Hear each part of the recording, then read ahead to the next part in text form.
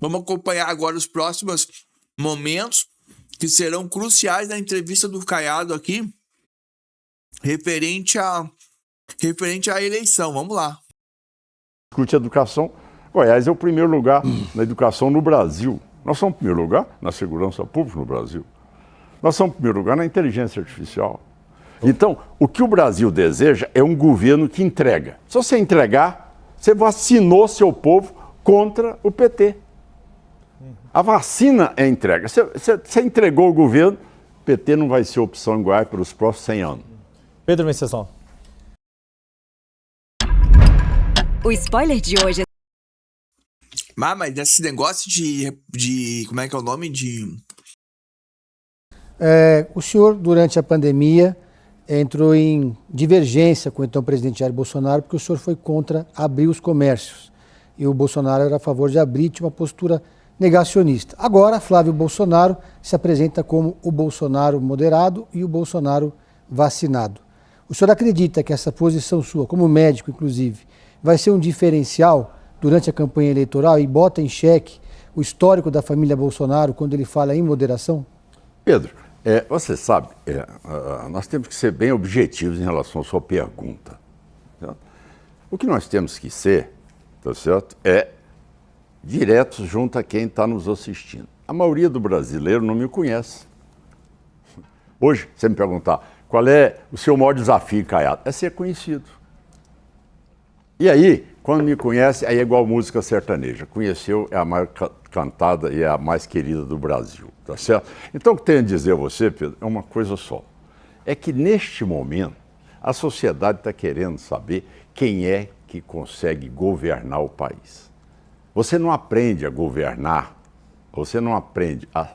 governar na cadeira da presidência da República, tá certo? Eu tenho uma história de vida, eu tenho 6 mandatos no Congresso, eu tenho 2 mandatos de governador, eu fui aprovado por 88%. Falta experiência, Flávio. Esta situação, Pedro, quem vai decidir ela é quem vai estar olhando ali, ó, na telinha lá, ó. Aí o Caiado vai argumentar, o Flávio vai argumentar, o Lula vai argumentar, o Zema vai argumentar, todos nós vamos argumentar. E aí o cidadão vai dizer, rapaz, eu levaria meu filho para ser tratado pelo Caiado, que ele é um bom médico, ele sabe consertar as coisas. Então, essa é uma opção que você vai ter argumentos. Não é essa história, você é contra A, contra B, contra C. A eleição de 2026, ela não é eleição de revanche. Não é revanche. É isso aí que nós temos que quebrar no Brasil, Pedro. O que não pode, o que eles tentaram, o Lula e o PL tentaram fazer só os 2 candidatos, para manter as 2 bolhas preservadas. O PSD abriu esse espaço e botou um candidato, o que eles assustaram. Porque não era, isso aí não está fora do script. Era para ter o segundo turno no primeiro turno, manter as 2 bolhas, tá certo?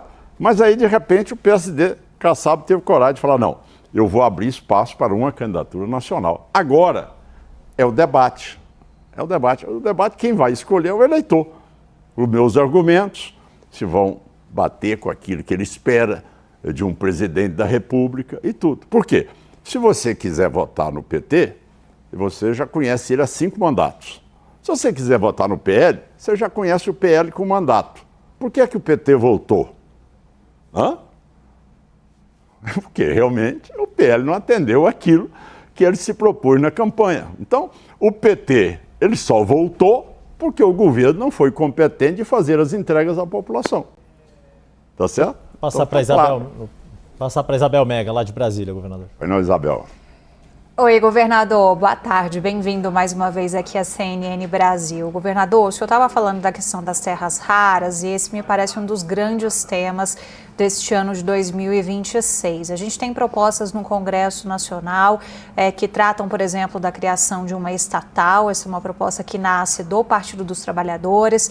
Tem a proposta do Arnaldo Jardim, que chegou a ser colocada na pauta, foi retirada, vai ter mais debate sobre esse assunto. Tem uma visão mais voltada ao mercado. O que o senhor defende sobre isso? O senhor seria favorável à criação de uma estatal para lidar com esse assunto? Tratar do assunto de? terras raras. Antes de dar o play, deixa eu te falar uma coisa.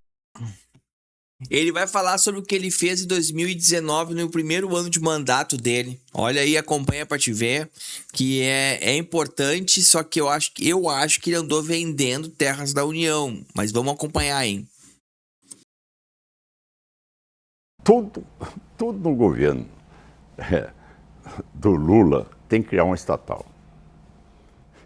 A primeira coisa que eu vou fazer no governo vai ser exatamente fazer esse corte no gasto público. Isso é um absurdo. Quer dizer, veja bem, o Lula sabe de terras raras igual eu sei de submarino. Ele não tem noção, ele não sabe do mapeamento, tá certo, mineral do país. Quer dizer, algo que é relevante, que eu em 2019, ao assumir o governo, eu autorizei a exploração de terras raras em Goiás e que poderia ter sido feito no Brasil todo. Isso é política nacional. Agora, o que ele pensa? Não, eu vou criar uma estatal. Eu vou ensinar para ele, falar para ele, Lula, não é criar estatal, Lula. Faça igual Goiás. É só copiar o que dá certo, Lula. Lá em Goiás nós temos a lei de autoridade estadual de minerais críticos. É isso que você precisa criar, você não precisa criar um estatal. Uma lei dizendo o seguinte, olha, você vai fazer fomento naquela área, você vai fazer ali uma radiografia do seu subsolo, saber quais outros minerais críticos você tem. Agora, presta atenção. Porque aí o Caiado, ao fazer um memorando de entendimento, ele estaria entregando para os americanos e os japoneses. Não, eu não estou entregando. Eu estou simplesmente criando tecnologia para separar. Agora, presta atenção. O nióbio, no meu estado de Goiás, é 100% da China. Minério de ferro, que sai de Carajás, é 100% chinês. As terras raras que saem de Goiás hoje, elas vão bruta para a China. O acordo que o presidente fez, porque ele não lê, de memorando nessa área mineral, foi com a Rússia e com a Arábia Saudita. Ele não tem ressalva nenhuma. Ele entrega isso para os dois, um comunista e o outro, uma nação que você sabe, governada ali por um grupo teocrático.